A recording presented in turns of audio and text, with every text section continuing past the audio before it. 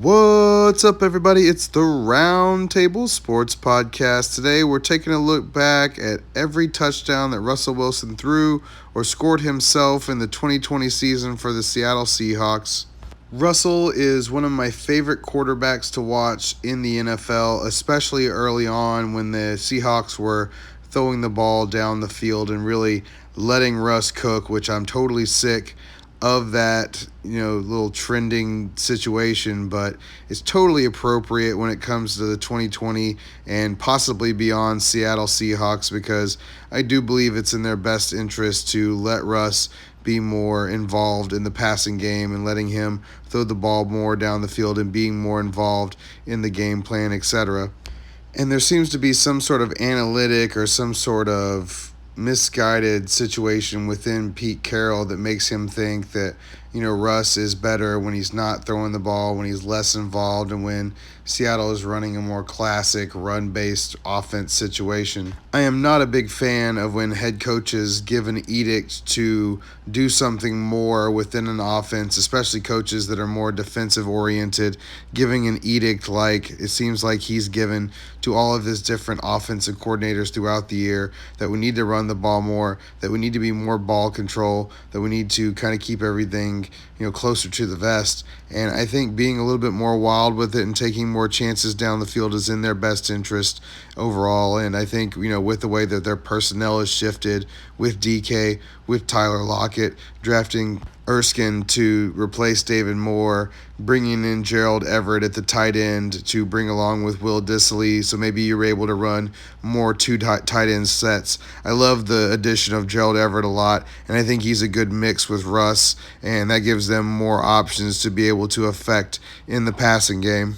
When you look at Russ himself, you have to love the accuracy, whether it's in the short game or the deep passing game. It transfers and plays wherever he's throwing the ball. It seems like he can put it wherever he wants, and he puts it to spots where only his wide receiver can go get it, as well as his wide receivers are able to run with the ball after they catch it because he puts it in spots just like that. I mean, look at him just thread the needle, and as great as his wide receivers are, it's still a lot on Russ for him to be able to provide that accuracy and be able to hit receivers like he does. Clearly, as you can see here, the pop on his fastball is still there. It's never been predicated on the fastball as far as his game goes. It never had to have, the top end, 97, 98 mile per hour fastball like your, different quarterbacks have had to be successful.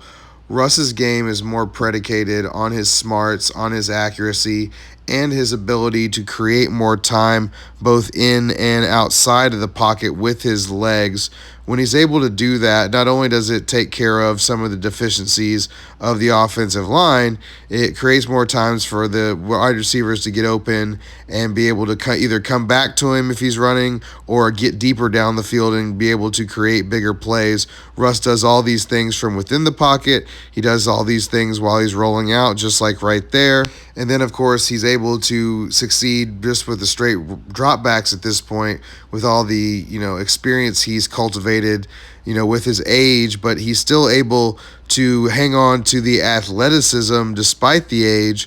I mean, it's not like he's overly old, but at the same time, a lot of people are losing their athleticism at this point at their career, and Russ takes so few hits and is so judicious with his runs that I think he'll hang on to his athleticism a little bit longer than some of the other quarterbacks of that same type of ilk. Because for Russ, like I said, it's about creating more time so he can throw it downfield, and then teams also have to worry about his running threat and him getting the open yards in front of him. So maybe it's not a situation that you have to shadow him, but at the same time, there's times where you might want to because he is able to make you pay with that still. When the information was leaked that there were certain teams that he was willing to go to, I thought that was smart by his camp.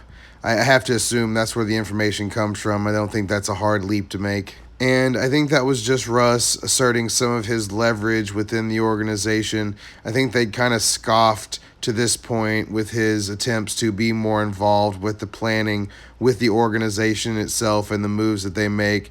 And Seattle's kind of taking a more Green Bay type stance that we're the organization, you're the player, we'll take care of certain things, you take care of the other. And I don't think Russ is super excited about that and wants to be more involved. I think a lot of quarterbacks are seeing Tom Brady and his involvement within the organization, and they want that some of that for themselves. And they're also seeing the NBA players get some of their leverage and use it. And I think Russ has that type of leverage because he is so well established and because he is so well respected within the game. So to me, it'll be interesting to see if Pete Carroll and Seattle are a victim of their own hubris or if they entertain Russ this season. Otherwise, I think these two could be in for a split at that point, but I think Russ's talent is going to remain, and I have to think that no matter which team he's on, he's going to be, that Tom Brady type of talent where maybe he's not winning it or is there as much as him, but I think any team with him on it certainly has a chance. And before we get ahead of ourselves, we should see what him and DK and Tyler are able to put together. They were able to retain Chris Carson, so they'll have the running part. I'm okay with them being balanced. It's just I don't want them to take away from Russ and what he's capable of doing down the field either. And I want to see DK reach his ceiling as well, which I think he still has room to grow. And that's a scary proposition for the rest of the league because Russ was able to do what he did with him already.